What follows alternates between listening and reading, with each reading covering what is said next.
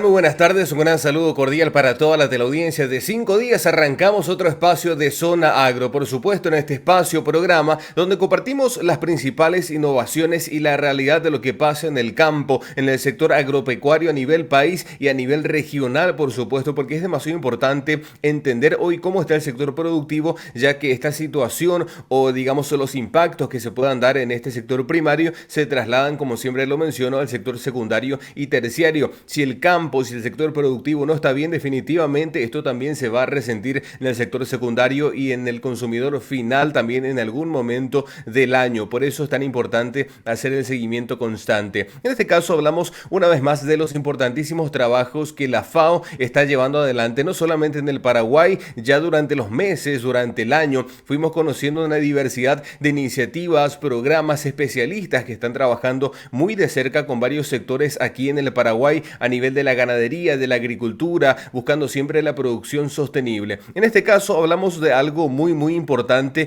que tiene que ver con esto, con la juventud rural principalmente. ¿Cuál es la brecha? ¿Cuál es el límite entre apoyar el trabajo de la juventud y la explotación infantil? ¿Cuáles son los factores a tener en cuenta? ¿Cuáles son las implicancias en todo este tema a nivel país y a nivel regional, por supuesto? ¿Y cómo podemos lograr con todo esto una producción sostenible? Ya para más detalles nos acompaña en esta tarde Pedro Barreto, especialista de la FAO en agricultura familiar y la juventud rural propiamente, como ya lo acababa de mencionar. Pedro, ¿cómo estás? Muy buenas tardes. Buenas tardes, David. Buenas tardes a todos que nos acompañan. ¿Cómo van?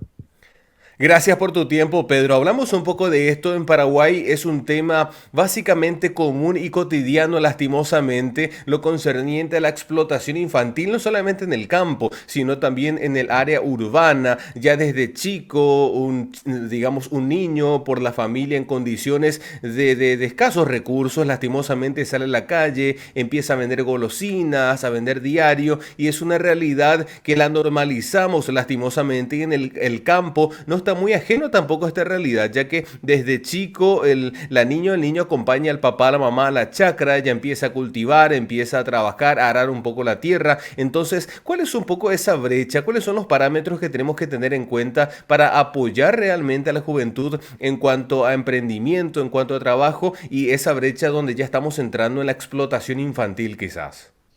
Perfecto, David. No, muchísimas gracias por la oportunidad de conversar acá con ustedes.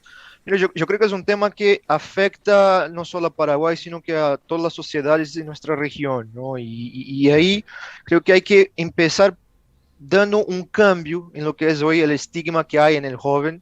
Generalmente focalizamos siempre en las juventudes como el joven portador de algún tipo de problema, para decirlo de alguna manera, ¿no? O el joven desempleado, el joven fuera del colegio.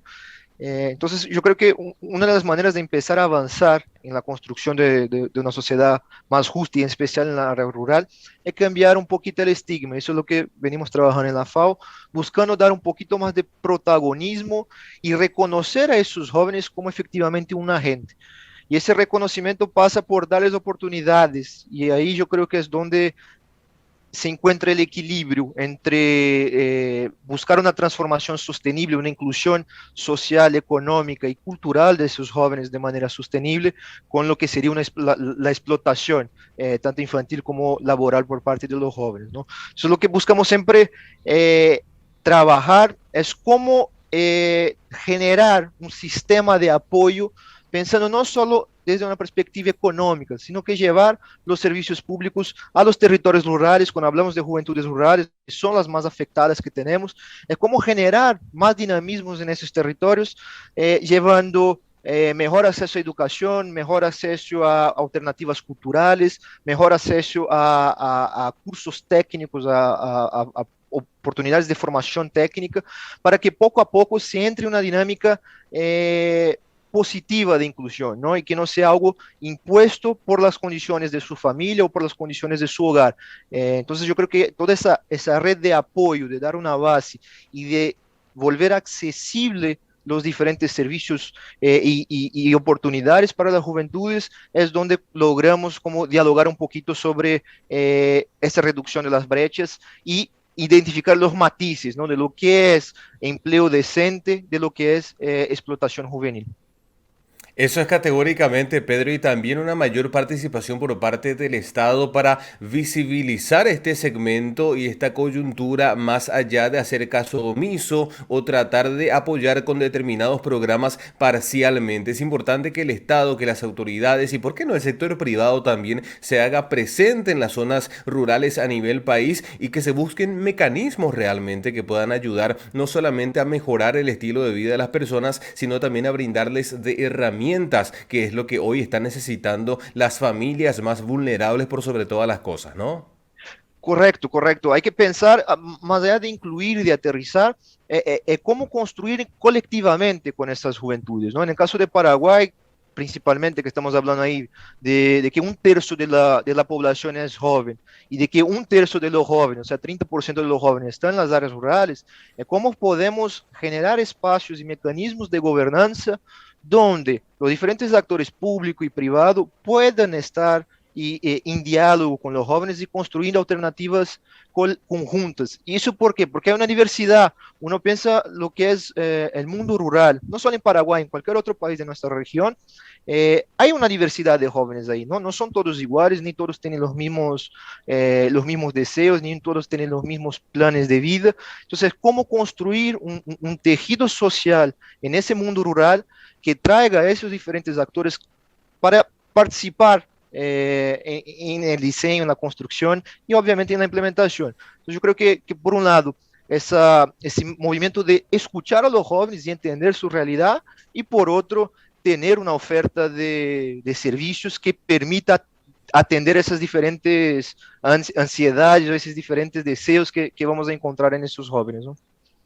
Y categóricamente, Pedro, mencionaste algo interesante también porque tenemos ese preconcepto de que el joven, al venir de una familia rural, directamente debe de seguir desempeñándose en ese ámbito y muchos tienen otros sueños, otras metas, quieren trabajar en otras áreas, pero no tienen recursos o no tienen medios para llegar inclusive a la ciudad o buscar, ¿por qué no, oportunidades en otros países? Ven tan limitadas esas barreras y es importante nosotros también como sociedad misma romper esa brecha de que el joven, no porque su mamá y su papá trabajan en el campo, él también debe de hacerlo. Si él tiene otra aspiración, otro tipo de proyecto a futuro, también hay que apoyarlo y tratar de incentivar porque estamos desperdiciando quizás un talento potencial que puede llegar a ser sumamente útil, sumamente productivo el día de mañana en otra área en la sociedad y esto, bueno, se está perdiendo por el camino.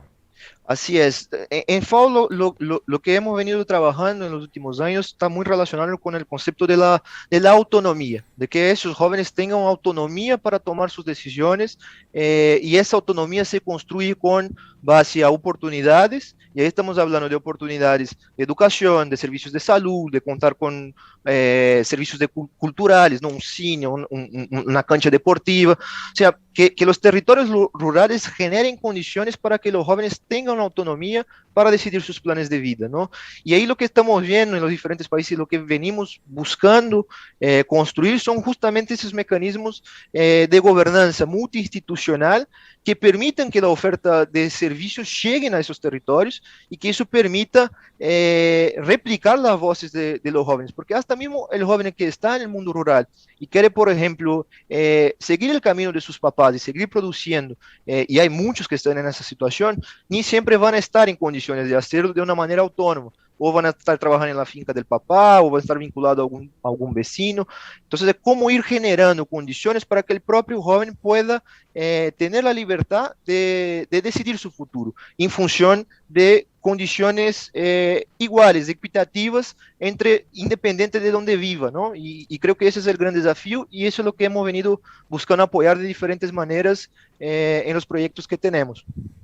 Eso es así, es sumamente importante ese apoyo y acompañamiento. Ahora, Pedro, quizás una pregunta, no sé si compleja, pero ¿cómo ves, cómo visualizas las diversas realidades en los países a nivel regional en cuanto a la juventud rural? Como yo decía hace un momento, algunos países lo visibilizan más y buscan rápidamente mecanismos y otros como que van posponiendo un poco ese soporte al área rural en sus diversos segmentos, ¿no?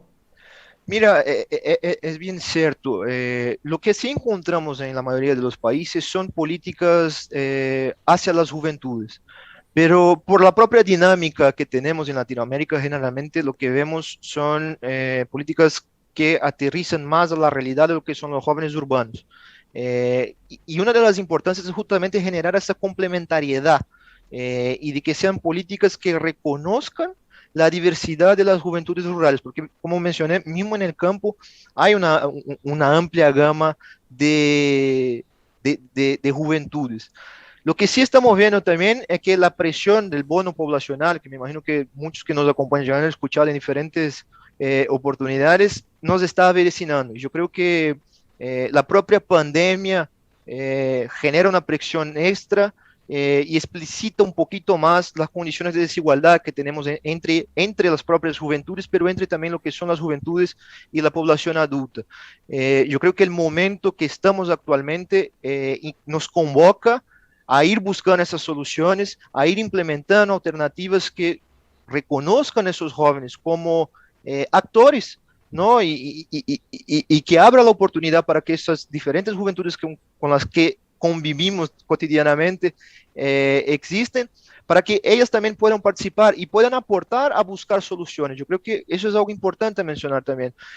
Si bien las condiciones son muchas veces no son favorables, hay hoy alternativas naciendo desde las juventudes, hay hoy diferentes iniciativas de jóvenes que buscan transformar un poquito nuestra relación con el medio ambiente, con el sistema productivo y buscan generar una mejor para sus territorios.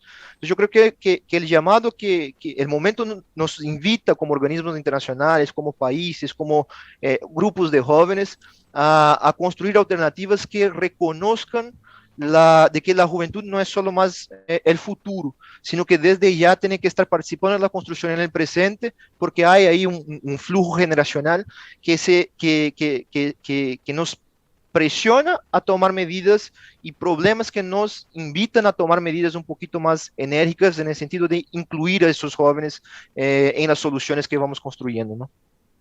Eso es sumamente relevante lo que mencionas, Pedro, y hay que mencionarlo que esto no sucede solamente en el sector rural, sino urbano, en el sector privado mismo, a nivel empresarial, donde los requerimientos para que un joven pueda llegar a aportar o en una empresa, en un sector, son demasiado elevados, se pide demasiada preparación, demasiada experiencia, y un joven está perdiendo capacidad de practicar, de potencializarse, de aprender en ese proceso, y también se le está, digamos, desproveyendo de herramientas. Hoy es el momento donde hay que aprovechar ese bono demográfico en Paraguay, por supuesto, donde un altísimo porcentaje de la juventud está buscando alternativas para poder reinventarse en su día a día y no está encontrando esos espacios o esas brechas para seguir creciendo. Es importante de que el gobierno y por qué no el sector privado también apoye, apuntale iniciativas políticas públicas para poder dotar de mayores elementos, herramientas a la juventud, no solamente rural, sino urbana también, porque al fin y al cabo esto se genera o termina generando un círculo virtuoso donde al fin y al cabo todos salimos beneficiados, y es importante hablar de esto, Pedro, hoy e implantarlo en la agenda del día a día, ¿no?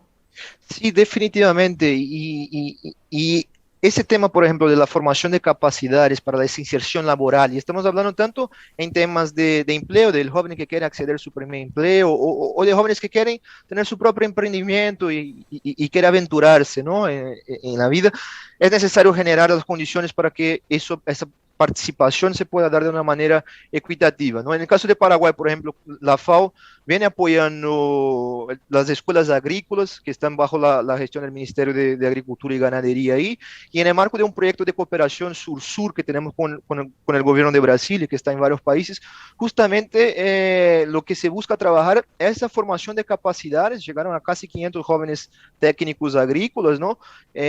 Para que ellos puedan emprender, para que ellos puedan también buscar su inserción laboral. Y del otro lado, yo creo que también lo que son las empresas y mismo los servicios públicos de apoyo a la inserción laboral, tiene que considerar esa realidad del mundo rural, ¿no? Ahí las oportunidades ni siempre son las mismas y es necesario crear políticas o programas específicos que consideren esa realidad diferente, porque si no lo que va a pasar con el tiempo es que vamos a seguir manteniendo esa brecha que existe y profundizando esa brecha de desigualdad entre lo que son los jóvenes que viven en los territorios rurales con los jóvenes que viven en el territorio urbano, ¿no? Entonces yo creo que por ahí hay que empezar a ir disminuyendo esa brecha con orientación, con focalización y reconocer esa diversidad que hay entre las juventudes, ¿no? Ese es un poco el desafío que yo creo que todos los países vienen enfrentando. Es así, sumamente clave visibilizar esas realidades y tratar de tomar herramientas, manos a la obra y por tratar de proveer de algún tipo de solución o herramienta que pueda subsanar o mermar un poco más esa brecha. Ahora, Pedro, cuando hablamos un poco del campo, de lo que tiene que ver con producción sostenible, específicamente, ¿a qué nos referimos con producción sostenible?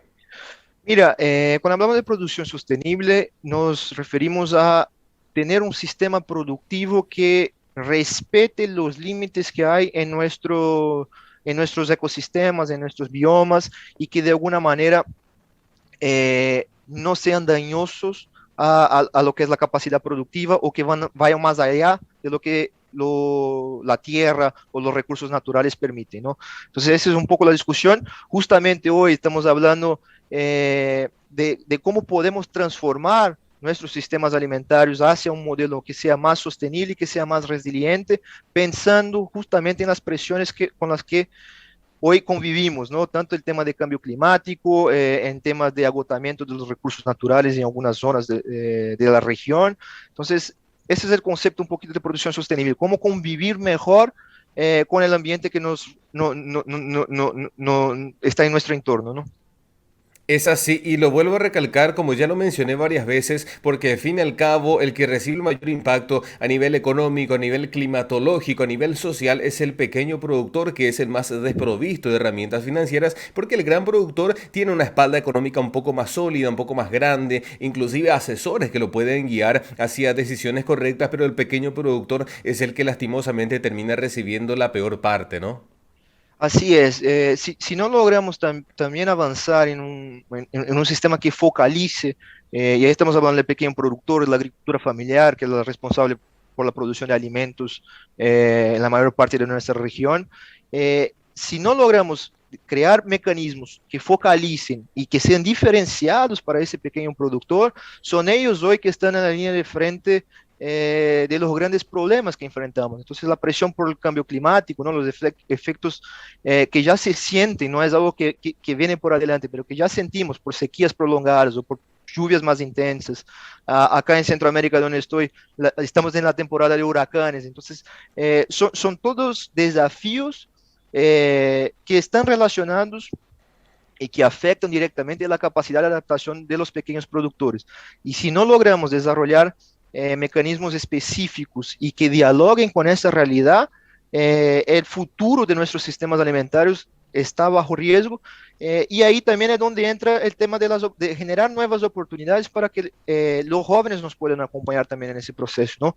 Hay hoy una gran reserva, pensar en transformar en los sistemas alimentarios, en innovar, en nuevas herramientas digitales, tecnológicas, cómo poner esa matriz de herramientas que se va desarrollando cada vez más rápido en el mundo, en la mano de los jóvenes para que ellos puedan apoyar también ese proceso de transformación, ¿no? Hay una gran reserva de oportunidades en el sector alimentario, en el sector rural, pero que no logramos aprovecharlas justamente porque hay muchos obstáculos. Entonces, la superación de esos obstáculos, si no lo hacemos con políticas focalizadas que reconozcan la necesidad de avanzar hacia una transformación sostenible de nuestros sistemas productivos, nos podemos ver desafiados en un poquito más adelante, ¿no?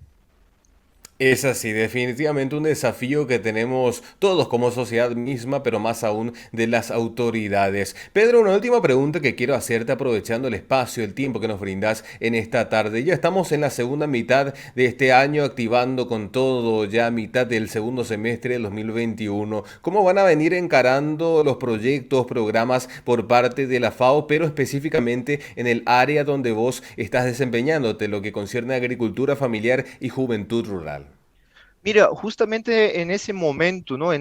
Tuvimos una instancia ayer en el tema de juventudes con el objetivo de visibilizar justamente esas diferentes experiencias que se vienen desarrollando en los territorios rurales de nuestra región. Estamos coorganizando con una serie de otras instituciones el Festival Latinoamericano de Juventudes Rurales, justamente para dar visibilidad, pero para generar un espacio de intercambios entre los jóvenes de los diferentes países, para que vean que hay desafíos en comunes, hay problemas que son muchas veces comunes a todos ellos, pero que a la vez también hay una fuerza de innovación y una fuerza de brindar soluciones que también es compartida por otros jóvenes. Y por otro lado, lo que buscamos siempre, tenemos un marco global que es el diseño de la agricultura familiar de las Naciones Unidas, y adentro de ese diseño tenemos específicamente un pilar que trabaja todo el tema de relevo generacional en la agricultura familiar. Entonces, cómo justamente ir dando alternativas para que esos jóvenes que quieren seguir muchas veces la historia de sus papás y quieren seguir produciendo alimentos y seguir como agricultores familiares, tengan la condición de hacerlos, ¿no? Entonces, nuestros proyectos van a enfocar en dar el soporte, la herramienta para esos jóvenes, pero también generar evidencia para orientar la toma de decisión. Yo creo que es muy importante que haya ese espacio de diálogo entre lo que son las autoridades públicas, las autoridades privadas, y que esos espacios de diálogo estén envasados con evidencia. Entonces, esas son las dos grandes líneas de trabajo. Una, dar visibilidad, protagonismo y dar el espacio a los jóvenes,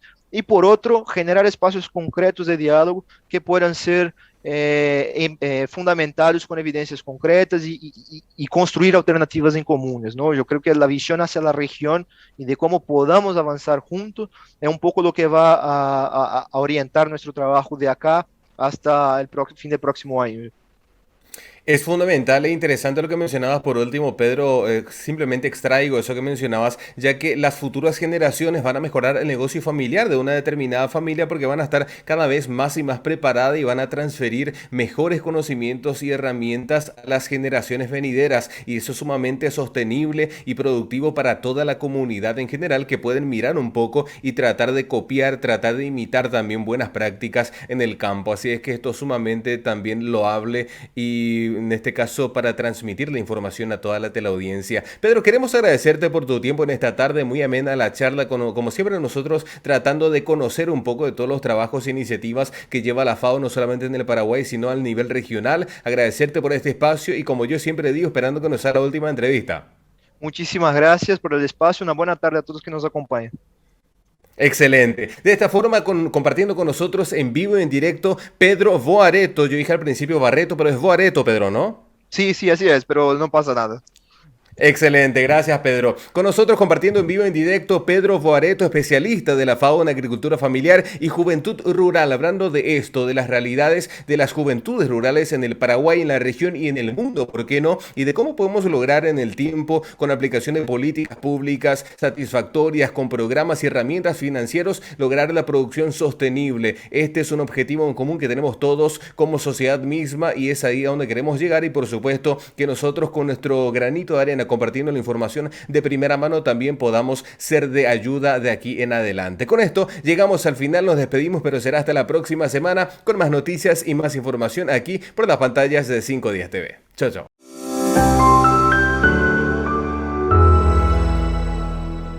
Excelencias, estimadas ministras y estimados ministros de Agricultura, estimada señora Alicia Bárcena, secretaria ejecutiva de la CEPAL, estimado doctor Manuel Otero, director general del IICA. Señoras y señores, es un privilegio para mí presentar el tercer capítulo de este informe conjunto centrado en la transformación agrícola ante los desafíos y oportunidades del escenario pospandemia. América Latina y el Caribe es una tierra prodigiosa en su capacidad de producción de alimentos. Estamos bendecidos por grandes dotaciones de tierras y miles de kilómetros cuadrados de mares fértiles, por una de las mayores dotaciones de agua fresca del planeta y por una biodiversidad inigualable que nos proporciona servicios ambientales abundantes. Somos afortunados en nuestros 17 millones de agricultores y 2 millones de pescadores, la inmensa mayoría de ellas y ellos productores familiares de pequeña escala. Ellos han sabido convertir nuestra pródiga naturaleza en alimentación para el mundo, no solo para los habitantes de la región, sino para el mundo. ¿Por qué entonces es que hay que pensar en la transformación de esos sistemas agroalimentarios? Por razones del pasado y del futuro. Tenemos a la mitad de la población rural viviendo en condiciones de pobreza. Tenemos a 60 millones de habitantes de la región en condición de hambre. Tenemos 1/3 de nuestros suelos degradados y la mitad de las pesquerías sobreexplotadas. Respecto del futuro, yo escucho con mucha alegría cuando algunos agricultores me dicen con gran orgullo que ellos son la 3ª, la 4ª, la 5ª generación en el campo. Pero a diferencia de sus padres y de sus abuelos, los agricultores de hoy deben producir en un planeta con cambio climático. Y sus hijos y sus nietos, que queremos que sigan siendo agricultores, enfrentarán esta condición con mayor severidad si no actuamos hoy. Agreguemos los cambios vertiginosos provocados por la tecnología, por la biología avanzada integrada a la ciencia de los datos. Lo que hoy es moderno, mañana será reemplazado por nuevas alternativas, por nuevas formas de producir, de procesar, de vender, comprar y consumir los alimentos. Pensemos en un joven de hoy, de 15 años de edad. Imaginemos ese chico o esa chica en 20 años más, cuando él o ella y toda su generación constituyan la mayoría de los consumidores a quienes los nuevos agricultores destinarán los alimentos de su tierra. ¿Qué va a demandar ese consumidor? ¿Qué va a pedir? No solo respecto del producto en sí, sino de la forma en que ese producto fue producido. ¿Cómo será ese mercado con esos consumidores que hoy día son jóvenes adolescentes? ¿Hay alguien que pueda pensar que los sistemas agroalimentarios en 15 o 20 años van a ser iguales a los que tenemos hoy en día? Por eso es que hay que iniciar ahora la transformación. Es verdad que de entre los múltiples sistemas agroalimentarios que existen en cada rincón rural de esta región, no todo tiene que cambiar en todas las dimensiones. Es verdad que en muchos casos la mejor respuesta al cambio climático o a la epidemia de obesidad causada por la mala alimentación o al hambre, la respuesta más bien a veces es conservar más que transformar. Pero el cambio es un signo de los tiempos. La transformación no va a ser un Big Bang, donde todo cambia de un día para otro, ni será tampoco un solo proceso unificado, centralmente planificado. Nadie está buscando, ni queriendo, ni proponiendo eso. La transformación será la suma de innumerables transiciones parciales, descentralizadas, autónomas en su origen unas de otras. Esas transiciones tendrán sus sellos nacionales y locales, porque todos los países y todas las numerosas agriculturas que coexisten en esta región son particulares.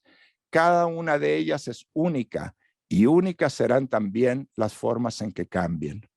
Algunos cambios serán muy profundos, otros menos, pero al cabo del tiempo, en 10 o 20 o 50 años más, los sistemas agroalimentarios de nuestros nietos serán marcadamente diferentes a los de hoy. La agricultura no falló en la pandemia y todos los días siguieron llegando los alimentos a los mercados. Pero la pandemia sí ha hecho visibles algunos puntos débiles del sistema agroalimentario global y regional y no debemos esperar a la próxima crisis para acordarnos de ellos. Hay que corregir y reforzar ahora. En comparación con otras regiones del planeta, América Latina y el Caribe tiene grandes ventajas en este nuevo mundo de los sistemas agroalimentarios. Es cierto que hay amenazas, son reales, pero también enormes oportunidades que están ahí, al alcance de la mano de los agricultores y agroindustriales por los cuales ustedes, señores ministras, señores ministros, trabajan todos los días. Este es y seguirá siendo un proceso donde los ganadores serán quienes tengan la mayor capacidad de innovación, de adelantarse a los hechos, de descubrir y amplificar las nuevas soluciones y las nuevas formas de producir, procesar, comerciar, comprar, vender y consumir alimentos. Este libro que les entregamos hoy es fruto de la colaboración entre la CEPAL, el ICA y la FAO, y eso es muy bueno. Hace unos días escuchaba un científico líder del Instituto Nacional de Investigación Agropecuaria de Uruguay y él decía algo que creo que es verdad. Hoy en día la innovación nace de la colaboración. Tiene razón, me parece, ese científico y por eso es que me alegra mucho que la FAO sea parte de este esfuerzo conjunto con CEPAL e ICA. Lo más importante es que esta ha sido una colaboración duradera. Comenzamos este camino en el año 2009 y esta es la 9ª edición. Lo que hemos ido aprendiendo juntos nos permite que cada nueva edición sea mejor que la anterior. Muchas gracias a la IICA y a la CEPAL por la oportunidad de construir juntos este insumo que ponemos en sus manos, señoras ministras, señores ministros, con la esperanza de que sea de utilidad en su quehacer cotidiano. Muchas gracias.